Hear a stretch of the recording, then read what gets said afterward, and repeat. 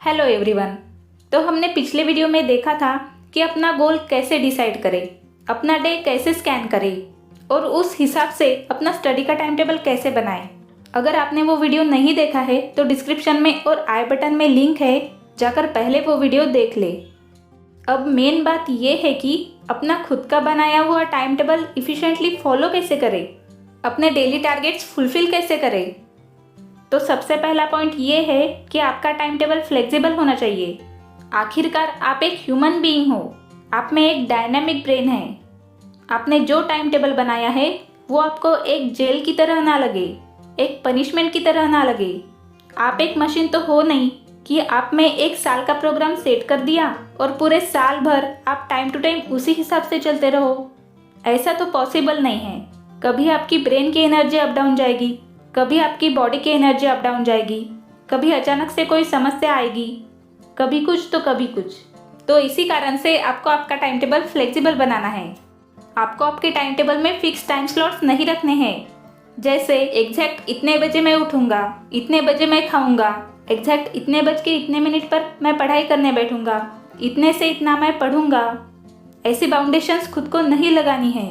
हम हमारे दिमाग को, हमारे मन को जितना फ्री रखेंगे, जितना हैप्पी रखेंगे, उतना ज़्यादा हमें पढ़ाई में इंटरेस्ट आएगा। आपको सिर्फ अपने डेली टारगेट्स डिसाइड करने हैं कि आज मुझे किस सब्जेक्ट का कितना पोर्शन कंप्लीट करना है। फिर वो आप अपने हिसाब से सुबह करो, दोपहर करो या फिर रात को करो। इतनी फ्लेक्सिबिलिटी पढ़ाई करते समय रखनी ही है, लेकिन सोने से पहले किसी भी हालत में आपको उस दिन का टारगेट कंप्लीट करना है।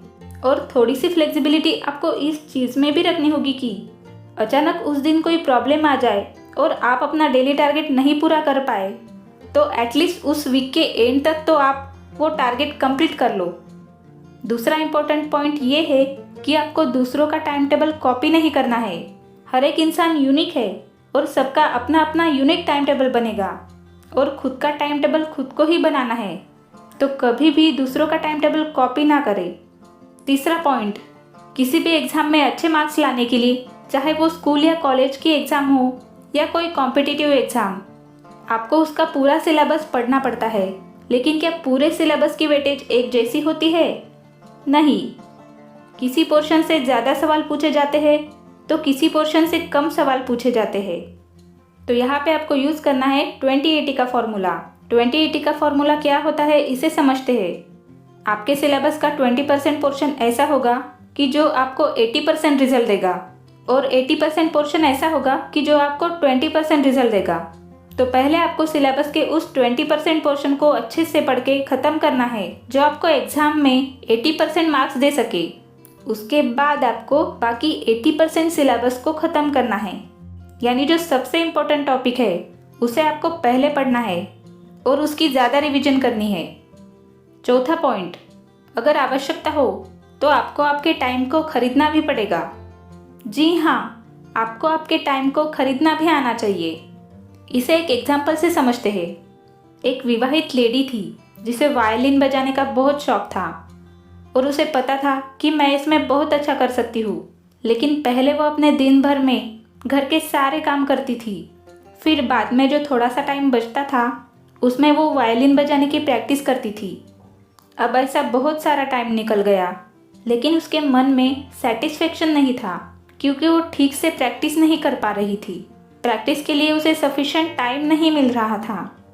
फिर उसने मन ही मन में सोचा कि ऐसा चलता रहा तो मैं कभी भी वायलिन बजाने में एक्सपर्ट नहीं बन पाऊंगी।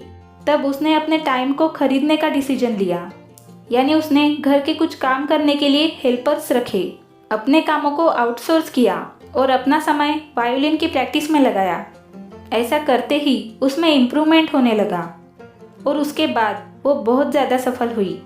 तो देखा आपने कैसे हम हमारे टाइम को खरीद सकते हैं। अगर पॉसिबल है तो अपने टाइम को खरीदो, अपने कामों को आउटसोर्स करो और अपना टाइम पढ़ाई में दो। जीवन में आपको ही इसका फ़ायदा होगा। आप सफलता प्राप्त कर सकोगे, मनचाही जॉब पा सकोगे, पैसे कमा सकोगे, सेटिस्फेक्शन मिलेगा, जीवन में बहुत सारी अच्छी चीज़ें होगी। और अगर इतना भी सैक्रिफाइस नहीं किया तो सिर्फ पछतावा ही मिलेगा।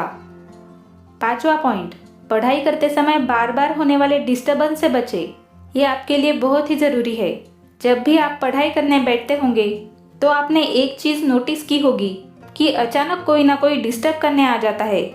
किसी का कॉल आ जाता है, घर वाले कोई काम करने को बोलते हैं, भाई बहन या दोस्त गप्पे मारने आ जाते हैं और आप इन चक्कर में अपना बहुत सारा टाइम गंवा देते हैं। आपको ऐसी घटनाओं को अपने आप से दूर रखना होगा, तभी आप अपना टाइम टेबल इफ़िशिएंटली फॉलो कर पाएंगे।